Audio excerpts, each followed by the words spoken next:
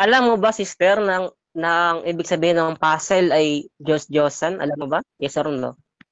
Oo, yes. Alam, O, okay, yes. ang tanong ko sa kanya, meron bang talata sa Biblia na yung terminong puzzle ay ikinapit kay Kristo? Meron ba? Yes or no?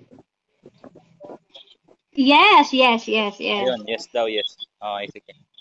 So, kung alam mo pala ng ibig sabihin ng puzzle ay Diyos-Diyosan, so ang tanong ko sa iyo ay ganito, no? Ikaw ba kanina ay nagtindig na yung Kristo mo ay ginamitan ng phone na puzzle? Yes or no? Wala akong ginamit na puzzle kasi sabagat nag-repeat lang ako sa mga ano mo. Repeat. So, ang tanong ko sa kanya, meron bang talata sa Biblia na yung terminong puzzle ay ikinapit kay Kristo? Meron ba? Yes or no? Yes, yes, yes, yes. Ayun, yes daw, yes. Okay, sige.